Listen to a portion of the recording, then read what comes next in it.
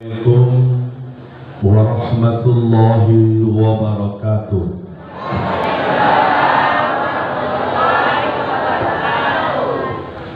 Alhamdulillahilladzi asra bi'abdihi laylan minal masjidil haram ilal masjidil aqsa alladzi barakna hawlahu linuriyahu min ayatina innahu huwas sami'ul basir.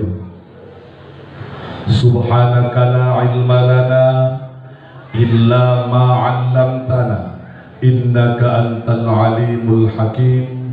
La hawla wa la quwwata illa billahil aliyyil azim.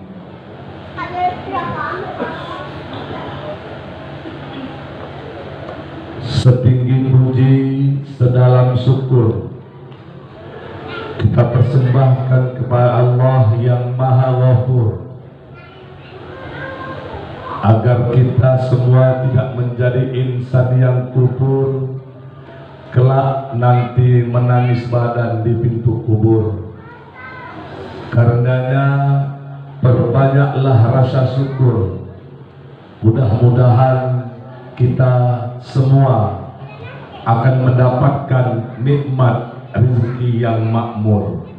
Amin ya rabbal alamin.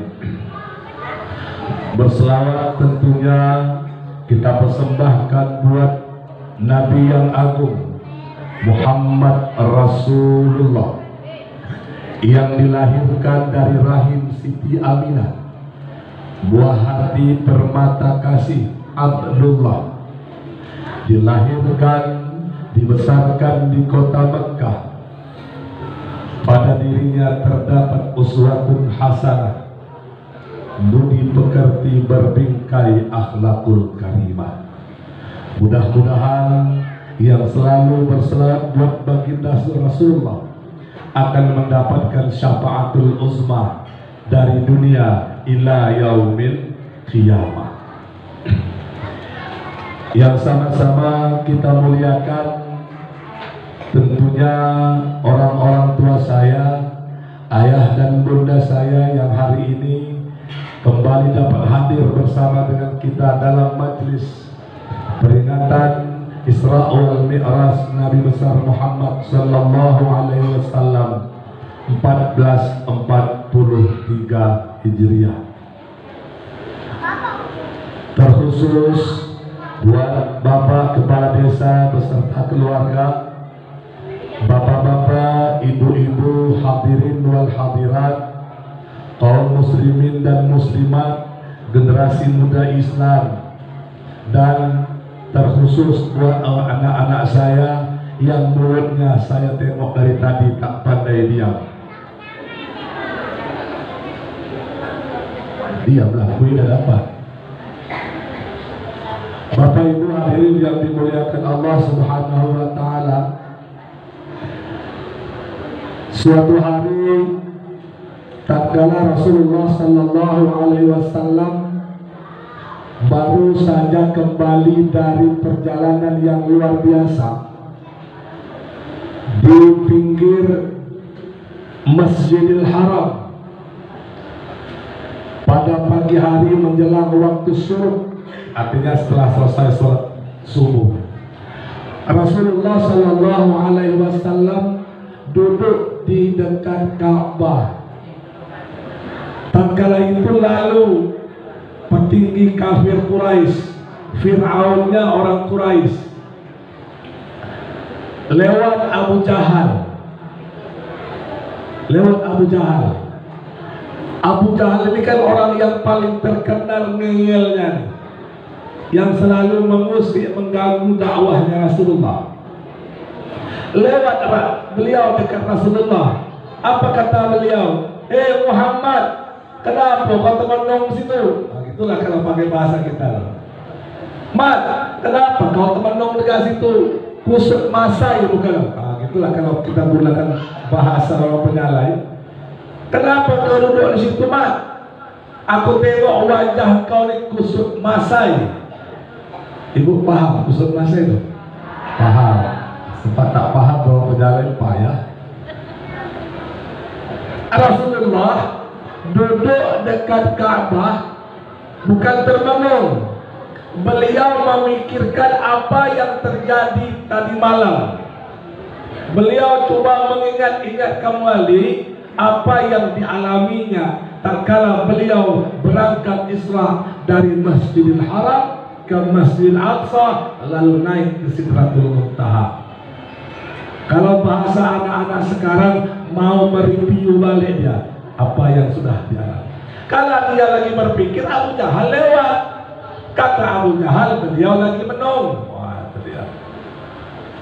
Lalu Nabi Muhammad menjawab, ya Abu, saya tidak lagi termenung, tapi saya lagi memikirkan apa yang saya alami tadi malam. Wah, tambah penasaran Abu Jahal. Saya tadi berusaha untuk mencari materi-materi yang mengumpulkan yang terserak-serak tuh. Serak sana sedikit, salah sana sedikit. Karena ini kali yang keempat di desa Sokoi. Mbak kata beliau tadi, kita udah bincang-bincang. Apa materi hari ini Ustaz? Kita tengok situasinya nanti. Lalu Rasulullah bercerita kepada Abu Jahal, ya Abu, tadi malam saya diberangkatkan oleh Allah Subhanahu wa Ta'ala Isra dari Masjidil Haram ke Masjidil Aqsa. Sampai di Masjidil Aqsa saya turun, saya salat sunat 2 rakaat bersama para nabi dan para rasul. Itu dia. Nabi Muhammad menjadi imam. Lalu dengan kendaraan burak kuda bersayap, Abu Jahal dengar itu. Dia dengar bukan mau menyimak, tapi dia mencari celah bagaimana mau menghina Rasulullah. Bersayap kudanya, terbang, naik ke langit. Wah, tambah geleng-geleng kepala Abu Jahal. Jadi kalau ada umat Islam yang hari ini tak percaya dengan Isra Mi'raj, itu keturunan Abu Jahal. Itu aja lah Ustaz. Atau ibu-ibu ini ada-ada aja lah Ustaz. Lalu saya naik ke langit. Di langit saya jumpa para nabi, Adam, Idris, sampai Musa. Lalu saya naik ke aras, saya ketemu dengan Allah, saya turun. Sebelum waktu subuh saya sudah sampai di Mekah. Apa kata Abu Jahal? Mat, kau tuh kalau nak bercerita elo-elo sikit, tak masuk di akal. Kenapa? Masjidil Haram, Masjidil Aqsa itu kalau hitungan sekarang 1483 km jaraknya. Kami nunggang kuda dengan kuda terbaik itu 15 hari mat baru sampai. Engkau setengah malam sampai mana masuk akal man oi. Mat, kata Abu Jahal lagi. Engkau tak bercerita yang seperti ini, tak kau ceritakan kepada orang Arab. Nabi Muhammad ini orang yang lurus. Maka gelarnya Al-Amin. Aku kumpulkan orang-orang Arab, kau cerita. Abu Jahal tadi mau mengumpulkan orang, bukan mau mendengarkan tausiah Nabi Muhammad, tapi ia ingin menghina Rasulullah di depan orang-orang Arab. Bertempat di Jabal Abu Qubais. Di Jabal Abu Qubais berkumpul, naiklah Rasulullah bersama Abu Jahal. Berkumpul orang Arab, ada yang beriman, ada orang kafir, ada pengikut Rasulullah, ada pengikut Abu Jahal laknatullah.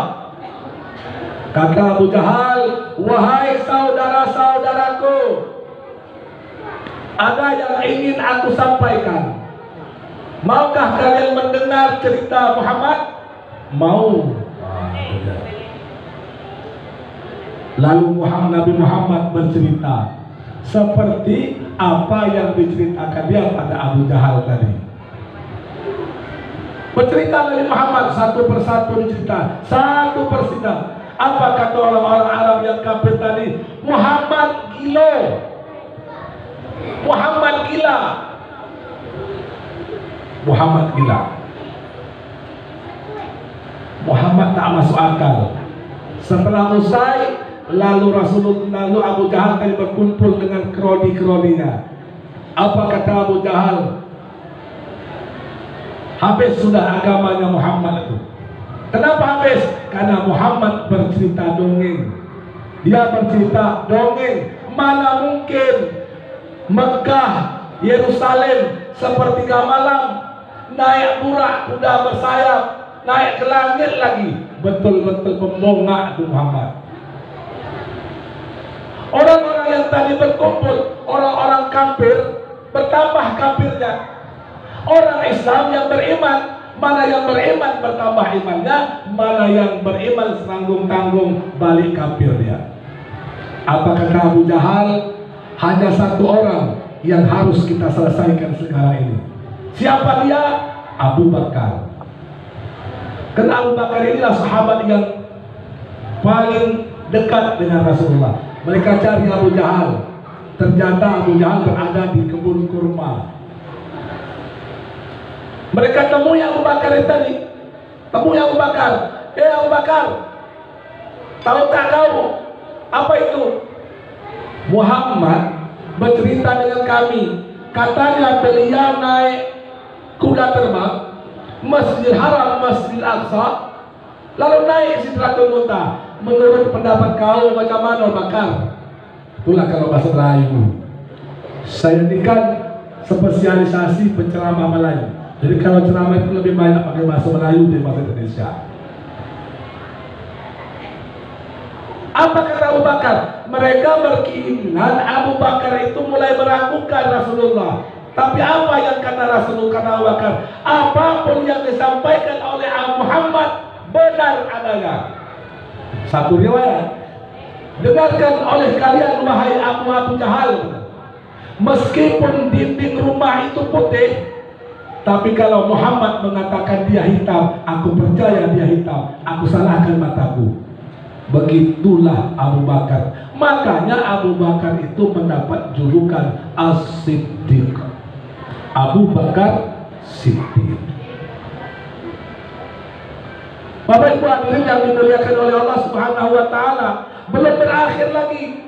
Belum berakhir usaha Abu Jahal mau menghancurkan Rasulullah.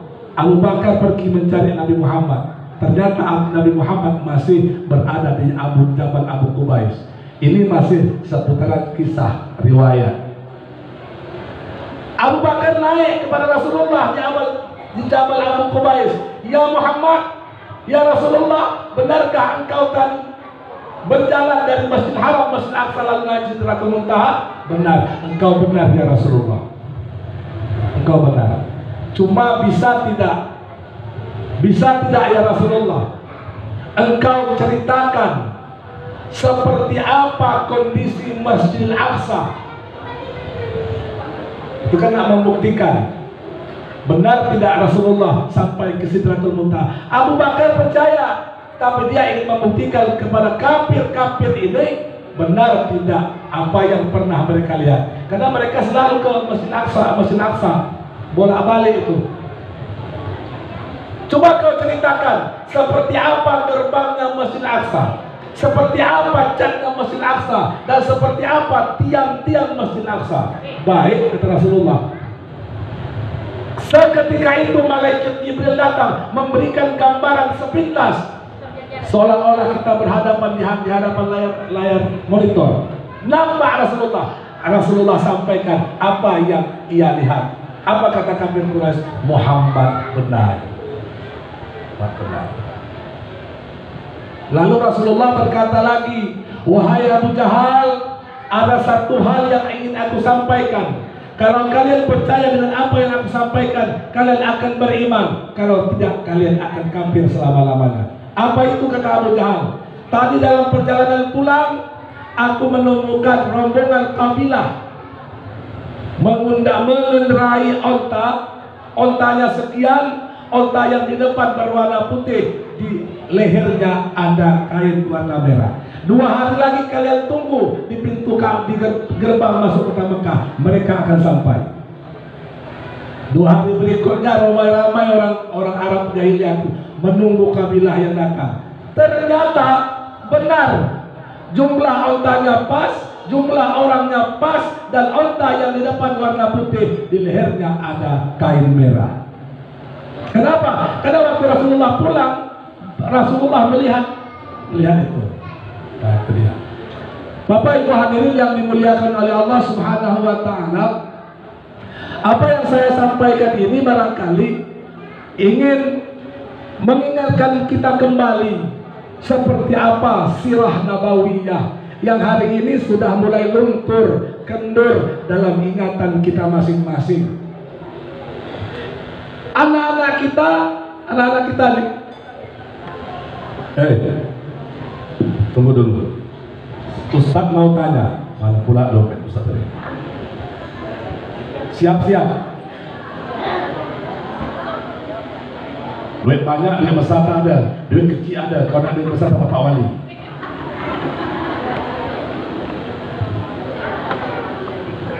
Ustaz mau tanya nih, siapa nama anak Raffi Ahmad? Siapa? Tunjuk.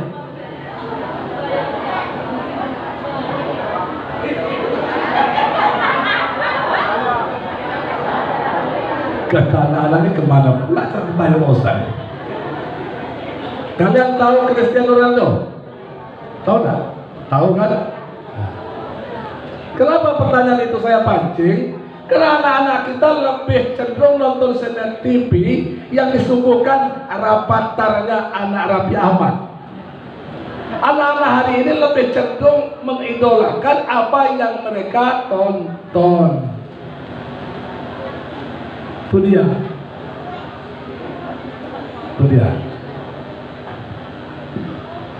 Apa yang saya inginkan adalah kita memberikan pendidikan sejarah, pendidikan itu kepada anak-anak kita. Supaya apa? Supaya Rasulullah itu menjadi idola anak-anak kita. Pengalaman saya dalam keliling berdakwah, pertanyaan ini sering saya lontarkan dan hampir banyak tidak dapat menjawab. Kenapa? Karena memang TPK kita jalan. TPK kita kan hari ini sebatas AAA, Bataba, Satasa. Beda dengan generasi 70-an dulu. Kita belajar di madrasah, kita belajar sejarah Islam, sehingga kita masih ingat bapaknya Rasulullah siapa. Konsentrasi mikir. Ada pertanyaan nanti. Bapak Rasulullah siapa? Ibu Rasulullah siapa? Anak Rasulullah siapa? Nah, itu kan. Kalau bapak Rasulullah, cerita. Sini.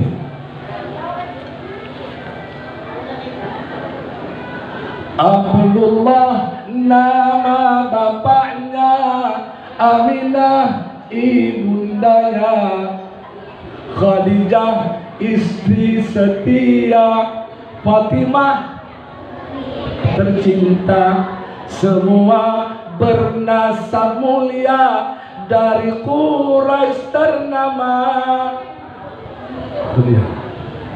Inilah kisah sang Rasul yang penuh suka duka, yang penuh suka duka. Sejarah Rasulullah. Kenapa? Karena Rasulullah itu uswatun hasanah. Kita menginginkan nantinya diakui oleh Rasulullah sebagai pengikut beliau. Itu dia. Kalau kita tidak berikan pendidikan agama ini kepada putra putri anak-anak kita, khawatir 10-20 tahun ke depan anak-anak kita lebih paham game online ketimbang sejarah Rasulullah. Kenapa? Anak-anak kita hari ini lebih akrab tuh dengan apa? Telepon seluler itu. Saya mulai ragu kita hari ini. Ragu, khawatir kita hari ini. Anak-anak kita itu lebih akrab dengan telepon seluler, main game online itu. dengan ketimbang memberikan sejarah, belajar sejarah agama kepada anak-anak kita. Bapak Ibu hadirin yang dimuliakan oleh Allah Subhanahu wa taala, kembali kita ke persoalan. Rasulullah sallallahu alaihi wasallam diisrakan mi'rajkan Rasulullah sallallahu alaihi wasallam dari Masjidil Haram ke Masjidil Aqsa. Sebagaimana yang saya sampaikan, sudah saya janjikan kemarin. Padahal kita tahu persis salah satu tujuan perjalanan Isra Mi'raj Rasulullah itu kan jemput salat. Kalau dia jemput salat, kenapa Nabi Muhammad Isra Masjidil Haram, Masjidil Aqsa? Masjidil Haram, Masjidil Aqsa. Kenapa tidak bypass langsung Masjidil Haram, langsung Sidratul Muntaha? Dan Isra Mi'raj Rasulullah itu minal masjid ilal masjid, dari masjid ke masjid, bukan dari rumah ke rumah, bukan dari pulau ke pulau, bukan dari negara ke negara, tapi dari masjid ke masjid. Ini barangkali dua hal yang coba ingin saya sampaikan dalam kurun waktu 10, 20, 35 menit. Tadi saya mulai bercakap, duduk pas jam 10. 1 jam 60 menit. Kalau Ustaz Somad itu dia pakai istilah sesuai dengan apa yang ada di botol aqua, 600 ml 60 menit. Pertama, perjalanan Isra dan Mi'raj Rasulullah dari Masjidil Haram ke Masjidil Aqsa, sebagaimana yang saya sampaikan di Masjid Jami kemarin, itu ibu simbol hablum minan nas. Simbol hablum minan nas. Artinya apa? Kita dituntut, diminta oleh Rasulullah sallallahu alaihi wasallam untuk memperbaiki hubungan kita dengan sesama manusia. Sebelum kita memperbaiki hubungan kita dengan Allah Subhanahu wa taala, kita terkadang berusaha untuk memperbaiki hubungan kita dengan Allah, sehingga kita lupa mengabaikan hubungan dengan sesama manusia. Sehingga kalau ada tetangga kita susah,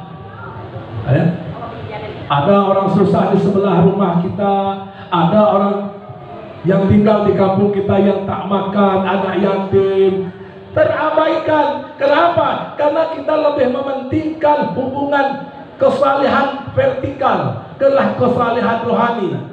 Kalau sembahyang 5 waktu memang tak tinggal, sholat di masjid rajin, tapi terkadang lewat di depan rumah orang yang susah, terkadang karena mantu, mandang pun kita tidak.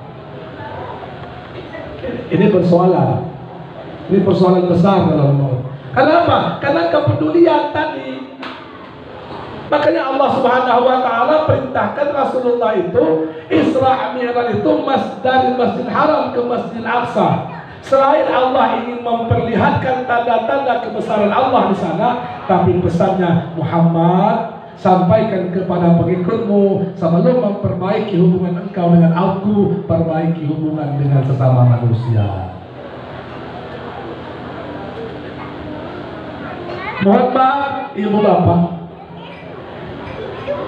persoalan hubungan kita dengan sesama manusia itu berawal terkadang dari persoalan yang sepele, masalah hati.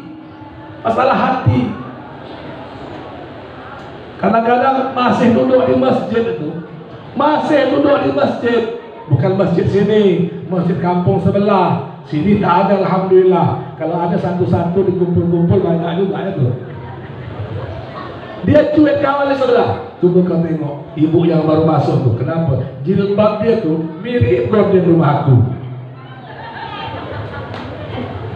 Kadang-kadang baru keluar wiritan. Hapu gue tadi, entah mana rasa gagam, entah mana rasa.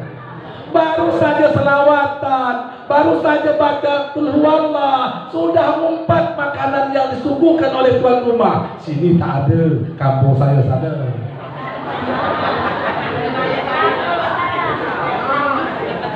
Betul itu. Oh, salah. Yang betul lah saya cakap itu. Tak semuanya mah. Yang satu-satu itu kadang-kadang dikumpul-kumpul banyak juga tuh. Kadang-kadang itu pengalaman. Ibu-ibu wirid, bapak-bapak kan ikut wirid juga. Saya kan di kampung tempat saya ikut wirid. Sambil makan miso tuh. Pertama enggak Alhamdulillah. Allah ya. Baru minum. Dia minum. Macam saya minum lah. Entah apa teh ini. Entah mana teh, entah mana kopi, entah mana gula. Tawa. Padahal tujuan awal kita mau datang wirid itu kan untuk menjalin hubungan silaturahmi. Jangan gara-gara itu pecah kongsi kita.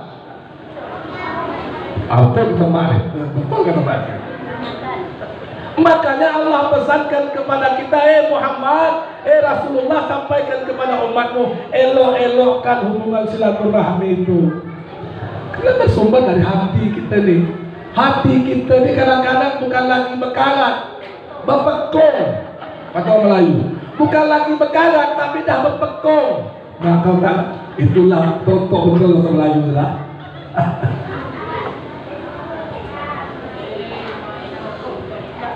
Ada aja salah orang. Di mata kita ni orang tu tak pernah ada yang betul. Salah, kau salah, engkau salah, engkau salah. Kita ibu, kalau pandai menyalahkan orang, salah semua orang di mata kita. Orang tak salah, kita yang salah. Kalau saya cakap kau salah, kau salah, kau salah, pada hakikatnya saya yang salah. Makanya kalau kita nunjuk orang bukan gini tu. Kau salah. Tengok ni, 4 tangan kan nunjuk kita sendiri tu. Jadi besok-besok kalau nak nunjuk orang jangan gini. So, kalau nunjuk ini, engkau salah. Berarti ini kan balik ke kita nih. Kau salah Pak. Oh, Bapak yang lebih salah. Makanya dalam kehidupan bermasyarakat, saya tidak menggurui, tidak. Karena ini senior-senior saya, wajah-wajah yang saya kenal.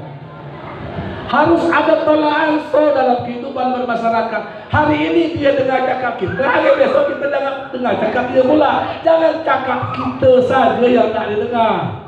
Ini dia payah tu. Kita menginginkan orang lain paham kita, kita tak mau memposisikan diri kita paham orang lain. Aku kalau itu biarlah aku tak datang. Aku kalau itu juga yang dikebuat, aku tak akan datang, tak izin aku datang. Itu dia. Akhirnya apa?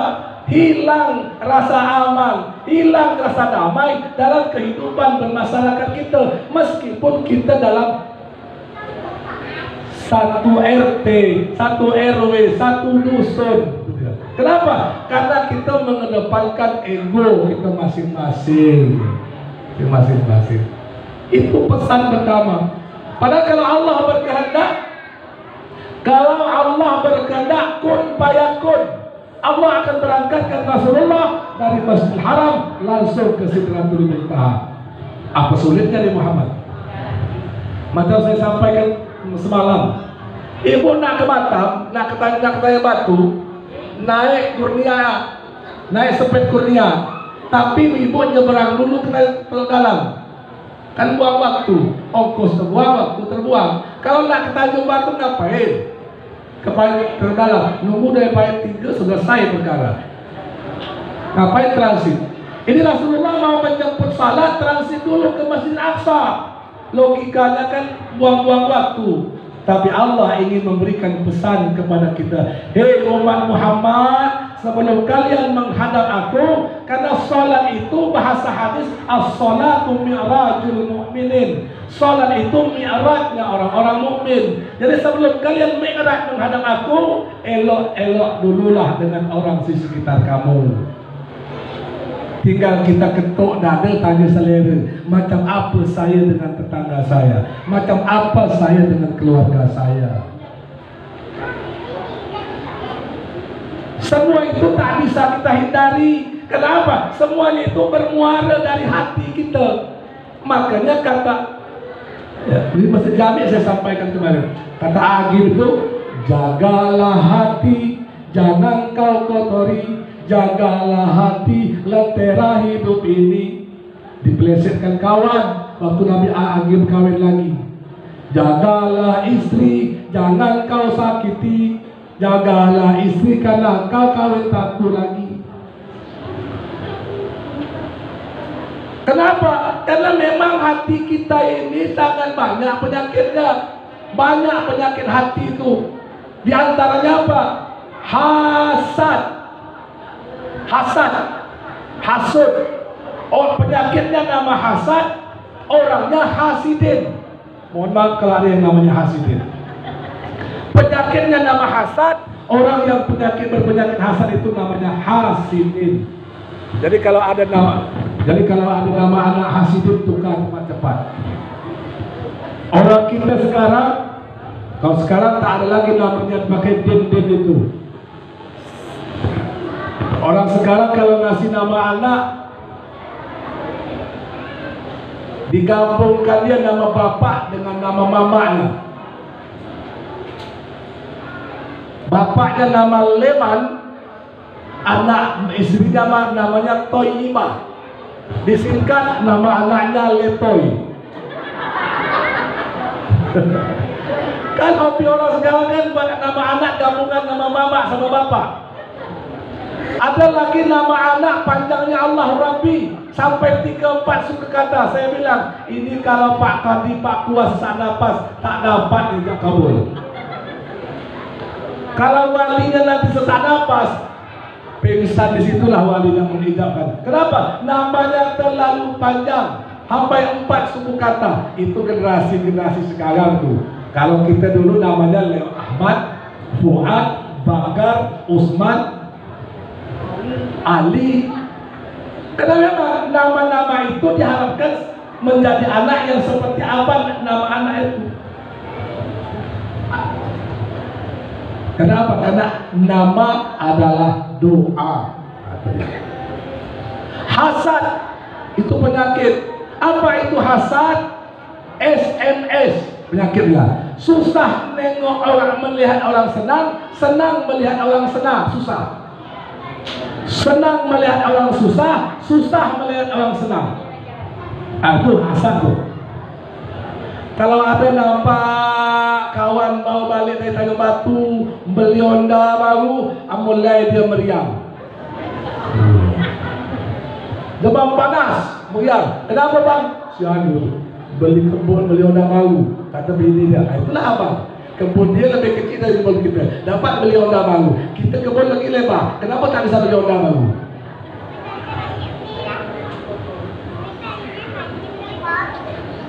Besok nengok pula kawannya beli kulkas. Beli kulkas. Kawan tetangga beli kulkas, dia yang masuk angin.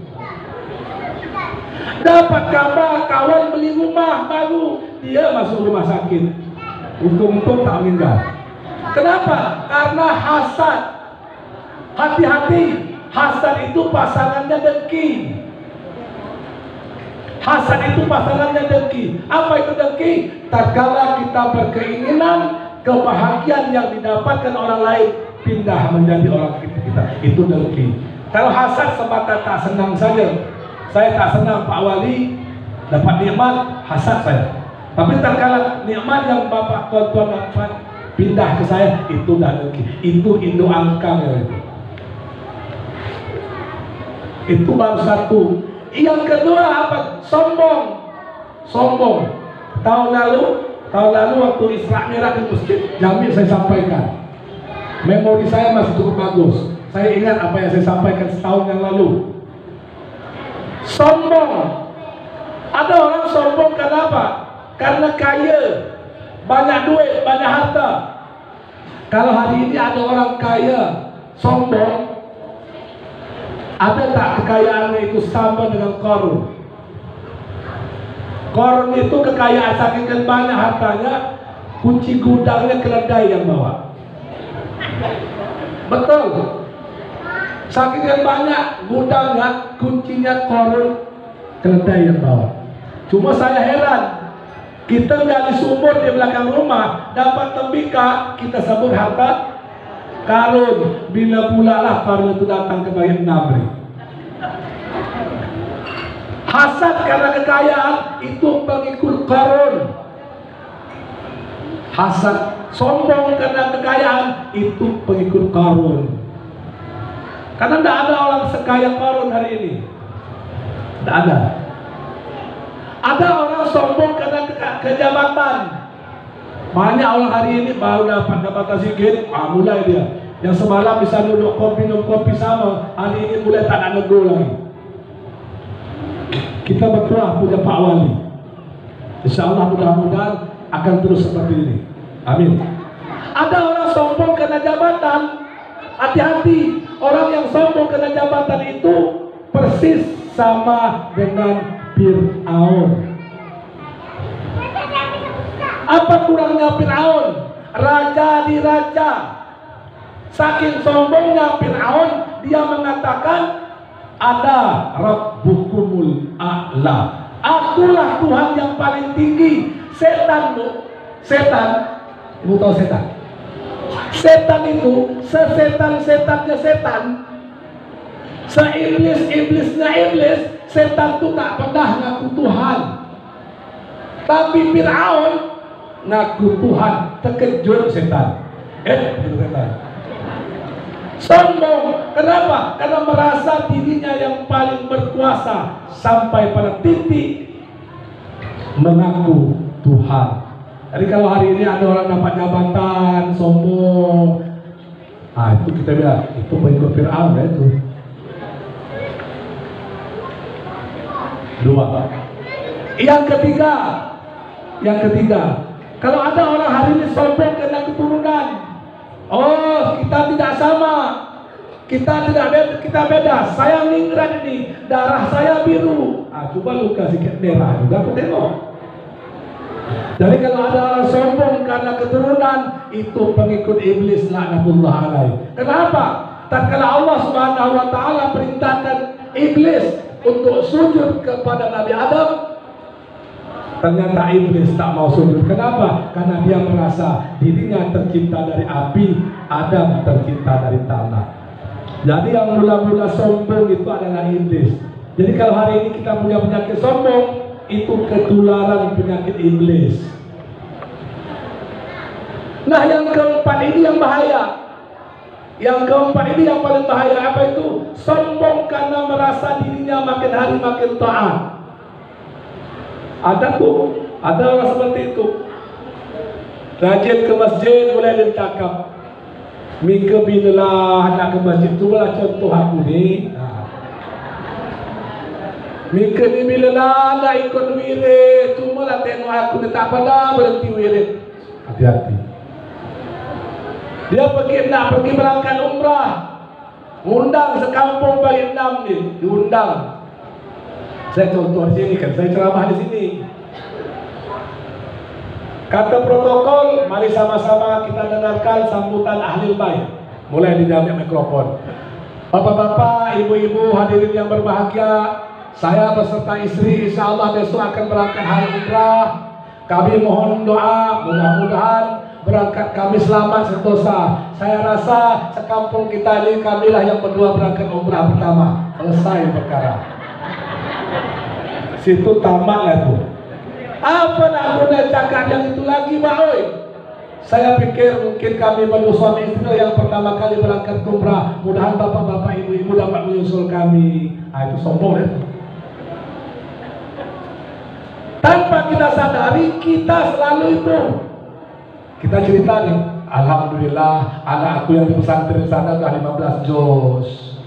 Pernah tak kita dengar tuh? Alhamdulillah anak aku yang di sana tuh sudah begitu. Ngapainlah kita cerita prestasi keluarga kita ke orang lain? Cukup orang lain sendiri yang tahu, tidak perlu kita buka.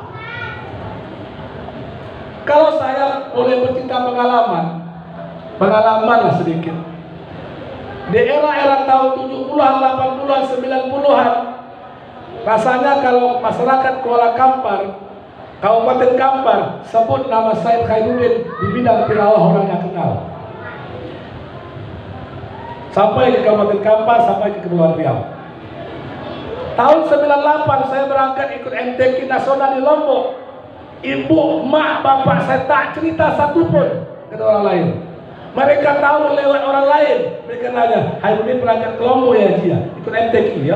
Kenapa tak cerita?" Untuk apa kami cerita? Untuk apa kita cerita prestasi keluarga kita ke orang lain? Bisa jadi baik, bisa jadi tak baik. Tidak baik. Kenapa? Karena sulit kita menjaga hati. Ya, nata hati susah. Meskipun hati ini milik kita, ada di tubuh kita, susah nak menjaga hati ini.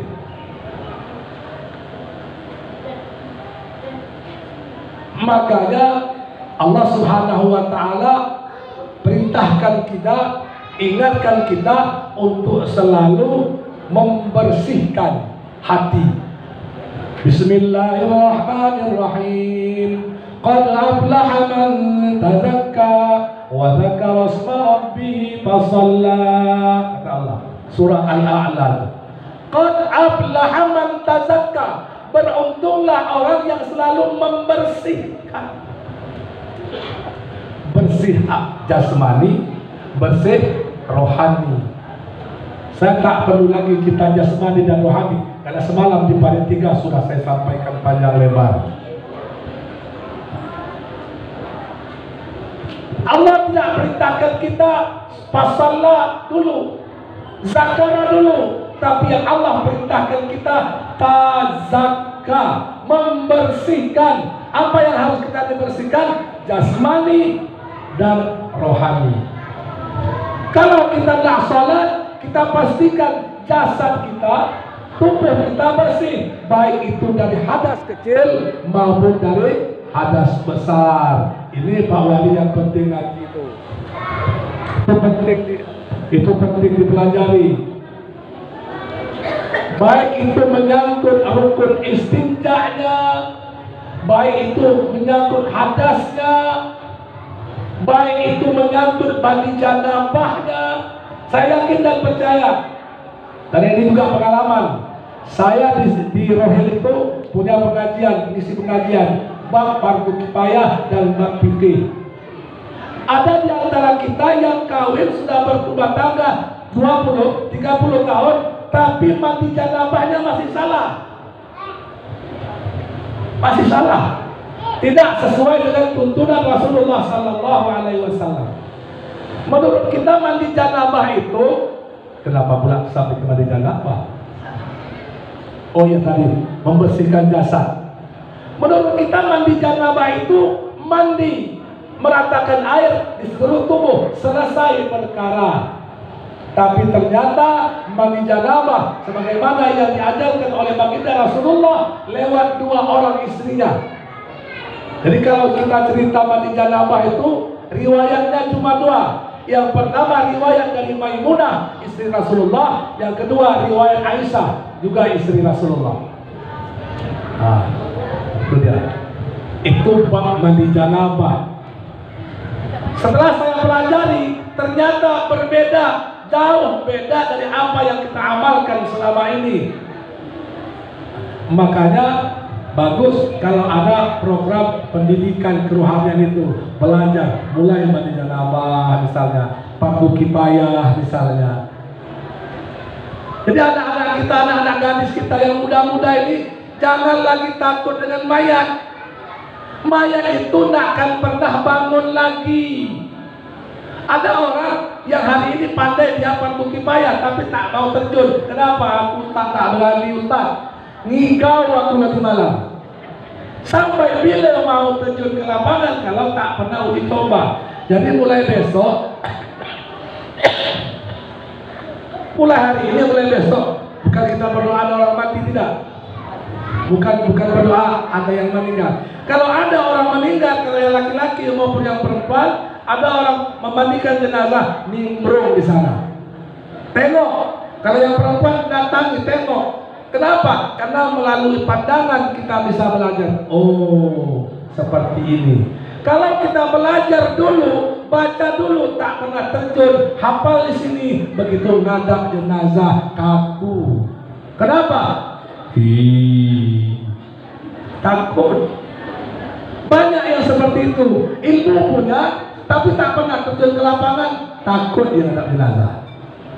Jadi kalau ada yang tukang mandi jenazah, besok-besok ajak anak-anak kita itu. Agar apa? Agar mereka terjun ke lapangan sendiri, praktik dia. Kami, apa yang saya dapat kali ini sama saudara kalian belajar dulu dengan Ustaz Asmi yang di MTS. Belajar, tak pernah turun lapangan, akhirnya kaku. Itu baru mandi jenazah, belum lagi mempersiapkan kain kafan. Nyobek kain putih itu, kalau tak biasa cobalah. Kain putih itu kan kita sobek. Kalau orang yang tak punya pengalaman, entah kemana-mana kain putih itu sobek. Centang perenang itu. Tapi kalau orang yang sudah terbiasa, sikitnya sak kecil aja. Mudah, tapi tak bisa dikatakan mudah-mudah. Itu juga harus qad aflaha man tazakka. Allah suruhkan kita membersihkan, bersih jasad dulu. Karena bersih jasmani dan rohani itu syarat sahnya sholat. Makanya sholat kita hari ini terkadang tidak bisa khusyuk. Kenapa? Karena salah satu di antara sah kita masih belum sempurna. Istinjanya misalnya, istinja. Apa itu juga yang laki-laki istinja. Maaf, Rasulullah SAW itu dalam hidupnya cuma sekali buang air berdiri. Sekali. Dalam seumur hidup Rasulullah sekali buang air berdiri. Kalau kita berkali-kali. Rasulullah itu sekali itu pun terpaksa karena di tempat sampah. Kalau kita di mana-mana berdiri. Kenapa tak boleh berdiri? Dikhawatirkan rembesan, percikan itu akan terkena pakaian dan itu terbawa dalam sholat, dan itu yang membuat sholat kita tak diterima, batal. Ya. Itu bab nanti Pak Wali carikan gurunya, belajar fardu kifayah, kemudian fikih. Kalau sholat saya pikir kita sudah tahu persis. Tapi yang paling penting yang kita pelajari itu adalah syarat sah yang berkaitan dengan fikih. Fikih ini dia. Qad aflaha man tazakka, bersihkan jasmani, rohani. Karena rohani kita memang berpenyakit. Itu tadi. Masih dulu di warung di masjid. Coba kau tengok ibu sebelah sana tu. Kenapa? Baju kurung itu, aku pikir mungkin tak tukar-tukar. Di minggu semalam itu dipakai juga. Ada aja salah orang. Makanya pepatah orang tua kita, gajah semua di depan di seberang lautan nampak, gajah di pelupuk mata tak nampak. Salah orang kita cari, salah kita tutup-tutupi. Padahal Allah berusaha maksimal menutup aib kita. Kenapa kita membuka aib orang lain? Kalau Allah tutup aib kita tutup aib orang lain. Kita tutup aib orang lain, Allah akan tutup aib kita. Bu, Bapak, kalaulah seandainya Allah Subhanahu wa Ta'ala buka aib kita semua, termasuk saya pikir kita tak akan bisa keluar rumah. Saya pastikan Pak Wali, saya, Pak Dusun, Pak Imam tak akan berani keluar rumah. Karena Allah buka. Kalaulah seandainya macam tahu Pinocchio tahu?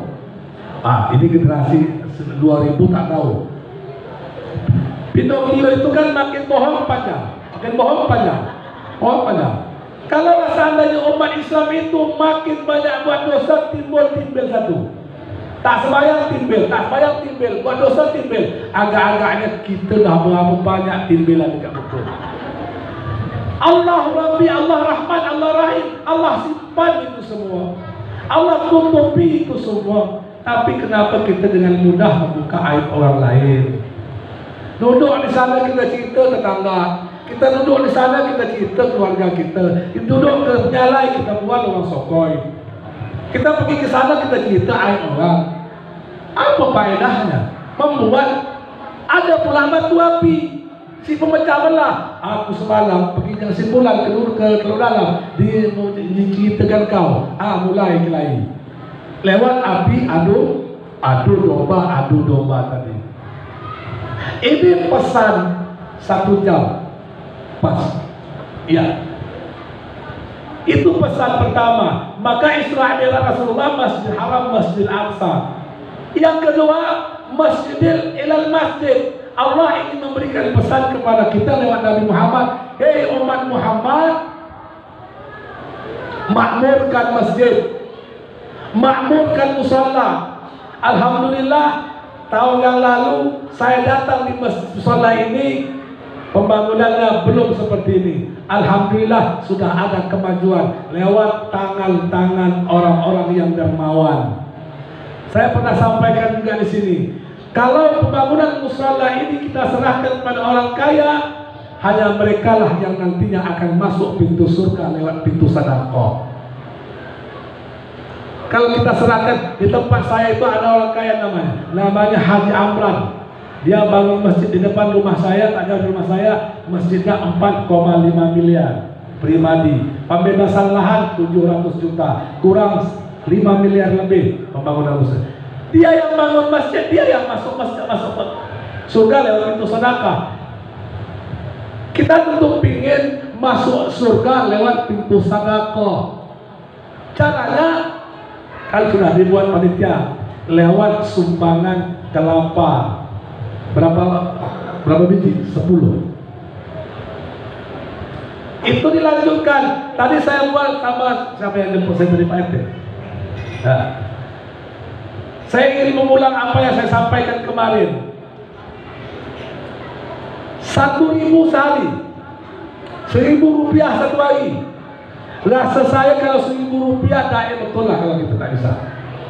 1.000 rupiah satu hari, sebulan 30.000. Kalau ada 100 kakak, udah ada 30.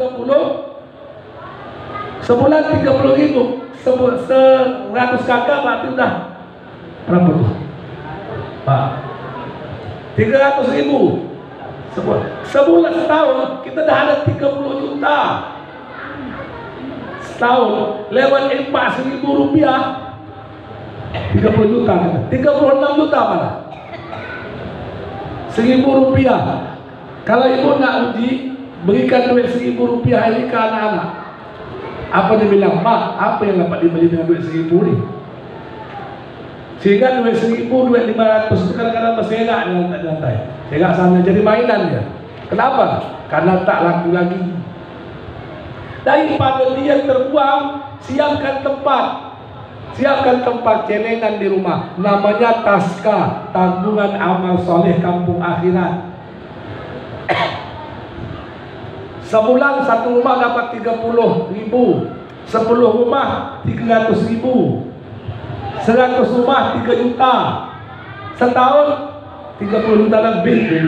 Apa tak bisa kita bangun? Apa tak bisa tersantuni anak yatim? Apa tak bisa tersantuni fuqara wal masakin? Tidak ada lagi alasan orang miskin yang tak makan di kampung kita.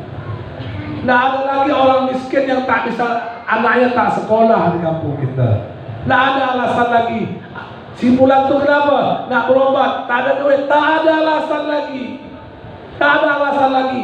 Kenapa? Karena dompet-dompet itu berada di dompet kita hari ini. Kepedulian itu ada di tangan kita hari ini. Makanya Isra Mi'raj itu Masjidil Haram, Masjidil Aqsa. Hubungan silaturahmi itu penting. Sering kita kalau ada orang kampung kita nggak berobat, tak ada duit. Tapi kalau kita punya dana abadi, kas yang bersumber dari kita untuk kita, tidak ada alasan lagi. Tidak ada alasan lagi. Makanya kesalehan sosial itu jauh lebih penting. Karena itu menyangkut hubungan hablum minan nas. Bapak Ibu hadirin yang dimuliakan Allah Subhanahu wa taala, terakhir barangkali karena ini menyangkut Isra dan Mi'raj, Minal masjid ilal masjid, pesannya tidak lain dan tidak bukan adalah makmurkan masjid, makmurkan musalla dengan cara sholat berjamaah. Ingat, kalau sholat itu merupakan tiang agama. Sholat itu tiang agama. Sholat tiang agama. Barang siapa yang meruntuhkan sholat, dia meruntuhkan agama. Kalau ada orang datang ke musola ini bawa palu, bawa martil, dia pecahkan tingkap, kita marah. Tapi hari ini banyak orang yang meruntuhkan agama tanpa disadari. Orang sholat dia. Saya selalu sampaikan, waktu hidup tak pernah datang ke masjid musola.